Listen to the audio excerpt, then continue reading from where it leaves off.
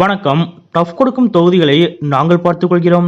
முதலமைச்சர் மு க ஸ்டாலின் அவர்களது செயலால் மிரண்டு போன அதிமுக மற்றும் பாஜக, இதை பத்தின முழு விவரத்தை இப்ப நம்ம பார்க்கலாம். விரைவில் நாடாளுமன்ற தேர்தல் வரவுள்ள நிலையில் அனைத்து கட்சிகளும் அதற்கான வேலைகளில் மும்முரமாக ஈடுபட்டுள்ளனர். தமிழ்நாட்டை பொறுத்தமட்டில் திமுக, அதிமுக, பாஜக ஆகிய கட்சிகள் கூட்டணி அமைத்து களம் காண்கின்றன. சீமானின் நாம் தமிழர் கட்சி கூட்டணி அமைக்காமல் போட்டியிடுகிறது. அதன்படி தமிழ்நாட்டில் முதல் கட்சியாக திமுக கூட்டணி கட்சிகளுக்கான தொகுதி பங்கீடை முடித்துள்ளது. மாறாக அதிமுக மற்றும் பாஜக ஆகிய கட்சிகள் இதுவரை முழுமையாக கூட்டணியையும் கூட்டணிக்கான தொகுதி பங்கீடையும் இறுதி செய்யாமல் உள்ளது. மொத்தத்தில் தமிழ்நாட்டில் திமுக கூட்டணி வலிமை மிகுந்த கூட்டணியாக கருதப்படுகிறது. அந்த வகையில் திமுக கூட்டணியில் காங்கிரஸ், விசிக, கம்யூனிஸ்ட் கட்சிகள், இந்திய யூனியன் முஸ்லீம் லீக், மதிமுக, கொங்குநாடு மக்கள் தேசிய கட்சி, கமலஹாசனின் மக்கள் நீதி மய்யம் உள்ளிட்ட கட்சிகள் திமுக கூட்டணியில் இடம் பிடித்துள்ளன. இது தவிர திமுக கூட்டணியில் தொகுதியை வாங்காமல் பல்வேறு கட்சிகள்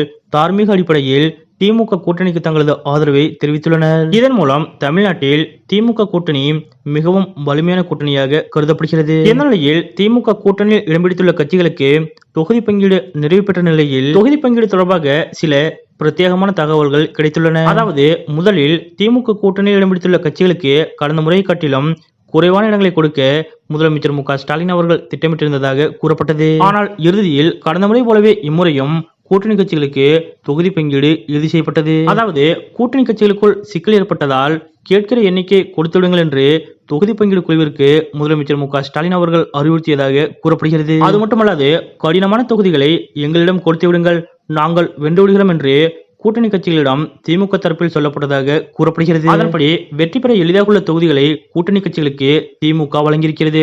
உதாரணமாக திண்டுக்கல் தொகுதியில் கடந்த முறை பல லட்சம் வாக்குகள் வித்தியாசத்தில் திமுக வெற்றி பெற்றது. இந்த நிலையில்தான் அமைச்சர் ஐ பெரியசாமி, சக்கரபாணி ஆகியோரை அழைத்து பேசி திண்டுக்கல் தொகுதியை மார்க்சிஸ்ட் கம்யூனிஸ்ட் கட்சிக்கு முதலமைச்சர் மு க ஸ்டாலின் அவர்கள் வழங்கியிருக்கிறார். அதேபோல் கடந்த முறை தேனி தொகுதியில் காங்கிரஸ் கட்சி தோல்வியடைந்தது.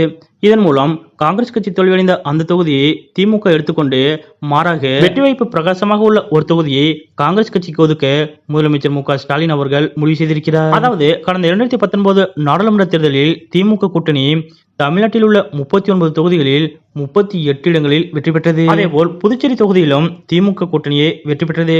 இதன் மூலம் மொத்தமுள்ள 40 தொகுதிகளில் 39 தொகுதிகளில் திமுக கூட்டணி வெற்றி வகை சூடியது. இந்த நிலையில் இந்த நாடாளுமன்ற தேர்தலில் 40க்கு 40 தொகுதியிலும் கைப்பற்ற வேண்டும் என்று முதலமைச்சர் மு க ஸ்டாலின் அவர்கள் இலக்கு நிர்ணயித்து செயல்பட்டு வருகிறார். அதன்படிதான் திமுகவும் சரி, திமுகவில் கூட்டணியாக இருக்கக்கூடிய கூட்டணி கட்சிகளும் சரி, ஒரு இடத்தில் கூட தோல்வியடைந்து விடக்கூடாது என்று முதலமைச்சர் மு க ஸ்டாலின் அவர்கள் பார்த்து செயல்பட்டு வருகிறார். அந்த வகையில் டஃப் கொடுக்கும் சில தொகுதிகளை ஒரு கை பார்த்து விடலாம் என்று முதலமைச்சர் மு க ஸ்டாலின் அவர்கள் ரெடியாகி இருக்கிறார். முதலமைச்சர் மு க ஸ்டாலின் அவர்களது இந்த வியூகம் அதிமுக மற்றும் பாஜகவிற்கு சற்று அதிர்ச்சியை ஏற்படுத்தியுள்ளது. மொத்தமுள்ள 40 தொகுதிகளையும் கைப்பற்ற வேண்டும் என்ற முனைப்பில் முதலமைச்சர் மு க ஸ்டாலின் அவர்கள் இறங்கி வேலைப்படுத்த வரக்கூடிய இந்த நிகழ்வு பற்றிய உங்களுடைய கருத்துக்கள் என்ன அப்படிங்கறத மறக்காம கமெண்ட்ல குறிப்பிடுங்க.